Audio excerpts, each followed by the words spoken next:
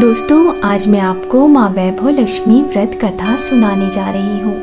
कथा सुनने से पूर्व माँ वैभव लक्ष्मी का ध्यान करें, माँ लक्ष्मी के 8 स्वरूप को नमन करें और माँ लक्ष्मी के सत्वन का पठन या श्रवण करें। हाथ जोड़ के माँ का ध्यान करें। ओम या रक्तांबुजवासिनी विलसिनी चंडाशु तेजस्विनी या रक्तारुधिरांबरा हरिसखी या श्रीमन्नोलादिनी या रत्नाकर मंथनात् प्रकटितां विष्णु स्वागहिनी या मां पातु मनोरमा भगवती लक्ष्मीश्च पद्मावती। अर्थात जो लाल कमल में रहती हैं, जो अपूर्व कांति वाली हैं, जो असहनीय तेज वाली हैं, जो पूर्ण रूप से लाल है, जिसने रक्त रूप वस्त्र धारण किए हुए हैं, जो भगवान विष्णु को अति प्रिय है, जो लक्ष्मी मन को आनंद प्रदान करती हैं, जो समुद्र मंथन के समय प्रकट हुई हैं और जो विष्णु भगवान की पत्नी है, जो कमल से जन्मी है और जो अतिशय पूजनीय है, वैसी हे लक्ष्मी देवी आप मेरी रक्षा करें। अब माँ को नमन करते हुए पूर्ण भक्ति भावना से श्रद्धा पूर्वक कथा का श्रवण करें। एक बड़ा शहर था। उस शहर में लाखों लोग रहते थे। पहले के ज़माने के लोग साथ साथ रहते थे और एक दूसरे के काम आते थे, पर नए ज़माने के लोगों का स्वरूप ही कुछ अलग सा है। सब अपने अपने कामों में मग्न रहते हैं, किसी को किसी की परवाह नहीं। घर के सदस्यों को भी एक दूसरे की परवाह नहीं होती। भजन कीर्तन, भक्ति भाव, दया माया, परोपकार जैसे संस्कार कम हो गए हैं। शहर में बुराइयां बढ़ गई हैं। शराब, जुआ, रेस, व्यभिचार, चोरी, डकैती आदि बहुत से अपराध शहर में होते रहते थे। कहावत है कि हजारों निराशा में एक आशा की किरण छुपी होती है। इसी तरह इतनी सारी बुराइयों के बावजूद शहर में कुछ अच्छे लोग भी रहते थे। ऐसे अच्छे लोगों में शीला और उसके पति की गृहस्थी मानी जाती थी। शीला धार्मिक प्रकृति की और संतोषी थी। उसका पति भी विवेकी और सुशील था। शीला और उसका पति ईमानदारी से जीते थे। वे किसी की बुराई नहीं करते थे और प्रभु भजन में अच्छी तरह समय व्यतीत करते थे। उनकी गृहस्थी आदर्श गृहस्थी मानी जाती थी और शहर के लोग उनकी गृहस्थी की सराहना करते थे। शीला की गृहस्थी इसी तरह खुशी खुशी चल रही थी, पर कहा जाता है कि कर्म की गति अटल होती है। विधाता के लिखे लेख को कोई नहीं समझ सकता। इंसान का नसीब पल भर में राजा को रंक बना देता है और रंक को राजा। शीला के पति को पूर्व जन्म के कर्म भोगने बाकी रह गए होंगे कि वह बुरे लोगों से दोस्ती कर बैठा। वह जल्द से जल्द करोड़पति बनने के ख्वाब देखने लगा, इसीलिए वह गलत रास्ते पर चल निकला और करोड़पति बनने के बजाय रोडपति बन गया, यानी रास्ते पर भटकते भिखारी जैसी उसकी स्थिति हो गई। शहर में शराब, जुआ, रेस, चरस, गांजा आदि बदियां फैली हुई थीं। उसमें शीला का पति भी फंस गया। दोस्तों के साथ उसे भी शराब की आदत हो गई। जल्द से जल्द पैसे वाला बनने की लालच में दोस्तों के साथ रेस, जुआ भी खेलने लगा। इस तरह बचाई हुई धनराशि, पत्नी के गहने, सब कुछ रेस जुए में गंवा दिया। समय के परिवर्तन के साथ घर में दरिद्रता और भूखमरी फैल गई। सुख से खाने के बजाय 2 वक्त के भोजन के लाले पड़ गए और शीला को पति की गालियां खाने का वक्त आ गया। शीला सुशील और संस्कारी स्त्री थी। उसको पति के बर्ताव से बहुत दुख हुआ, किंतु वह भगवान पर भरोसा करके बड़ा दिल रखकर दुख सहने लगी। कहा जाता है कि सुख के पीछे दुख और दुख के पीछे सुख आता है, इसलिए दुख के बाद सुख आएगा ही। ऐसी श्रद्धा के साथ शीला प्रभु भक्ति में लीन रहने लगी।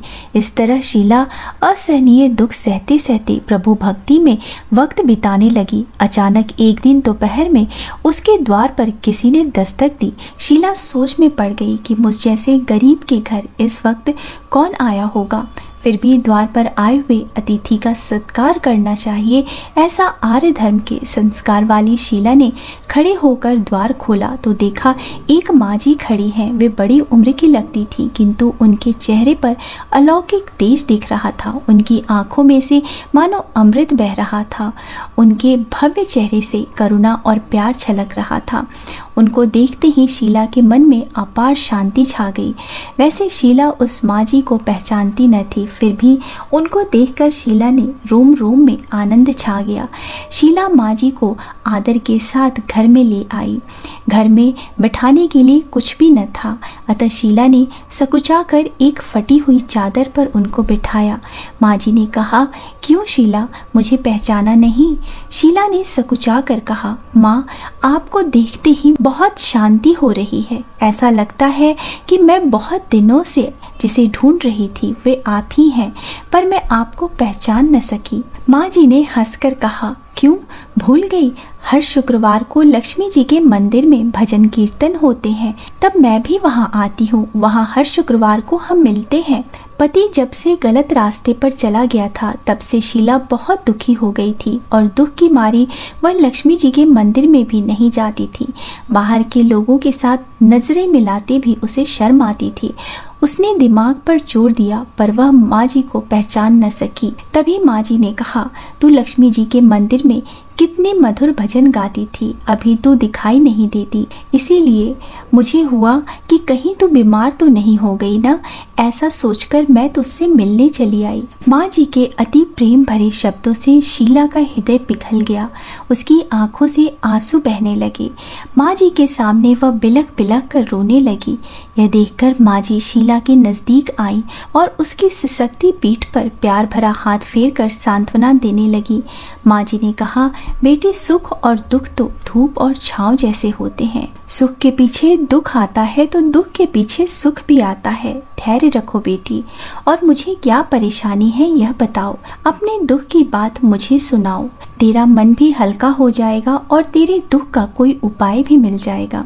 माँ जी की बात सुनकर शीला के मन को शांति मिली। उसने माँ जी से कहा, माँ, मेरी गृहस्थी में भरपूर सुख और खुशियाँ थी। मेरे पति भी सुशील थे। अचानक हमारा भाग्य हमसे रूठ गया। मेरे पति बुरी संगत में फंस गए और बुरी आदतों के शिकार हो गए तथा अपना सब कुछ गंवा बैठे तथा हम रास्ते के भिखारी जैसे बन गए। यह सुनकर माँ जी ने कहा, ऐसा कहा जाता है कि कर्म की गति न्यारी होती है। हर इंसान को अपने कर्म भुगतने ही पड़ते हैं, इसलिए तू चिंता मत कर। अब तू कर्म भुगत चुकी है, अब तुम्हारे सुख के दिन अवश्य आएंगे। तू तो माँ लक्ष्मी जी की भक्त है और माँ लक्ष्मी जी तो प्रेम और करुणा की अवतार हैं। वे अपने भक्तों पर हमेशा ममता करती हैं, इसलिए तू धैर्य रखकर माँ लक्ष्मी जी का व्रत कर, इससे सब कुछ ठीक हो जाएगा।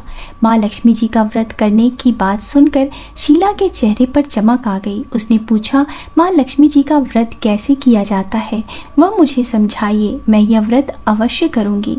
माँ जी ने कहा, बेटी, माँ लक्ष्मी जी का यह व्रत बहुत सरल है। इसे वर लक्ष्मी या वैभव लक्ष्मी व्रत भी कहा जाता है। यह व्रत करने वाले की सब मनोकामनाएं पूर्ण होती हैं।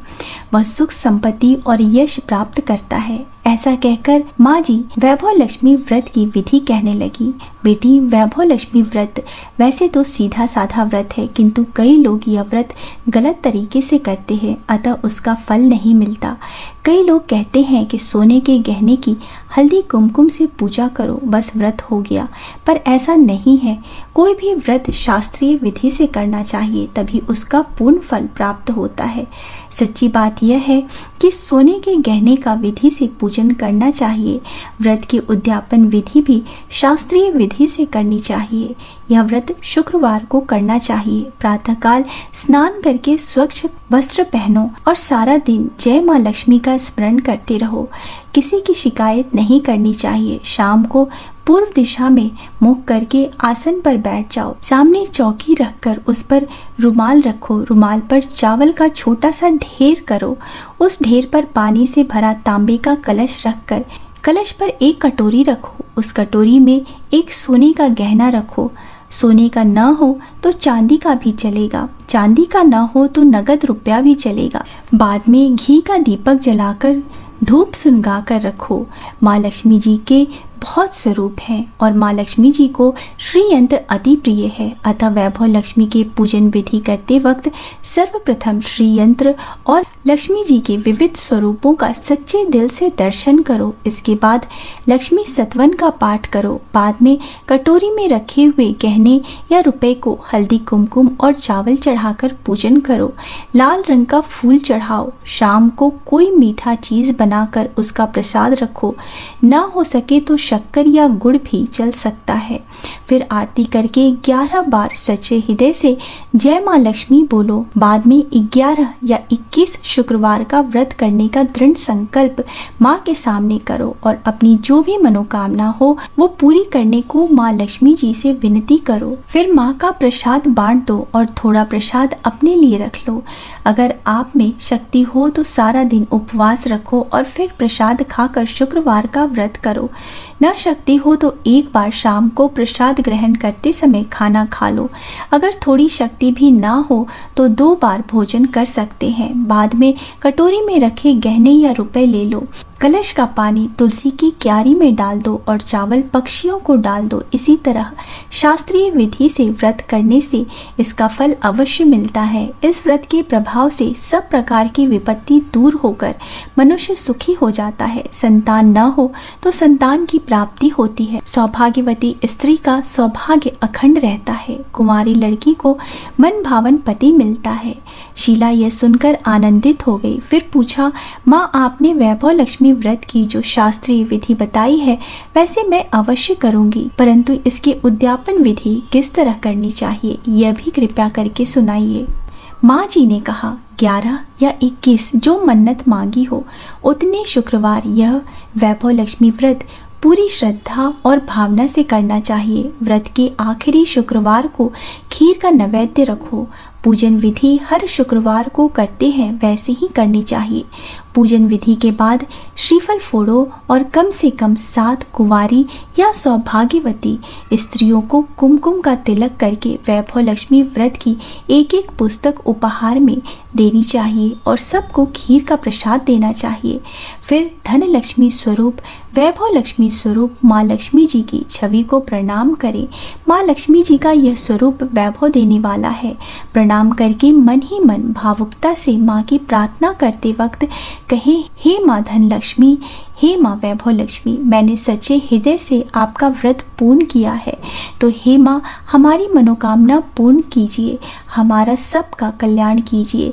जिसे संतान न हो उसे संतान देना, सौभाग्यशाली स्त्री का सौभाग्य अखंड रखना, कुंवारी लड़कियों को मन भावन पति देना।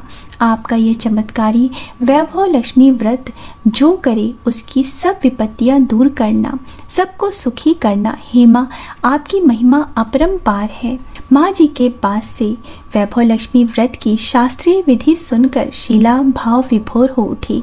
उसे लगा मानो सुख का रास्ता मिल गया। उसने आंख बंद करके मन ही मन उसी क्षण संकल्प किया कि हे माँ वैभव लक्ष्मी, मैं भी माँ जी के कहे अनुसार श्रद्धापूर्वक शास्त्रीय विधि से वैभव लक्ष्मी व्रत 21 शुक्रवार तक करूंगी और व्रत की शास्त्रीय रीति के अनुसार उद्यापन भी करूंगी। शीला ने संकल्प करके आंखें खोली तो सामने कोई न था। वह विस्मित हो गई कि माँ जी कहाँ गई।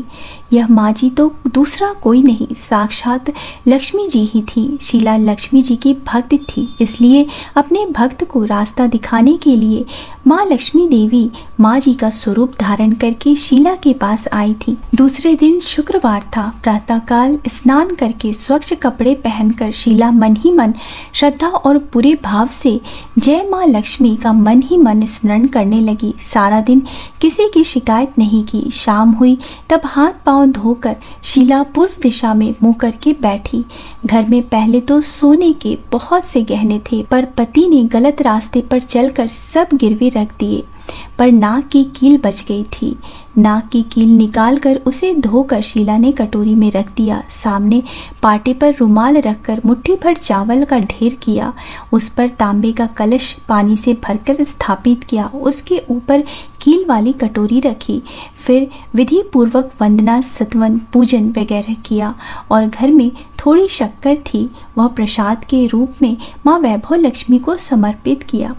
यह प्रसाद पहले पति को खिलाया। प्रसाद खाते ही पति के स्वभाव में फर्क पड़ गया। उस दिन उसने शीला को मारा नहीं, सताया भी नहीं। शीला को बहुत आनंद हुआ। उसके मन में वैभव लक्ष्मी व्रत के लिए श्रद्धा बढ़ गई। शीला ने पूर्ण श्रद्धा भक्ति से 21 शुक्रवार तक व्रत किए। 21वें शुक्रवार को विधि पूर्वक उद्यापन विधि करके 7 स्त्रियों को वैभव लक्ष्मी व्रत की 7 पुस्तकें उपहार में दी।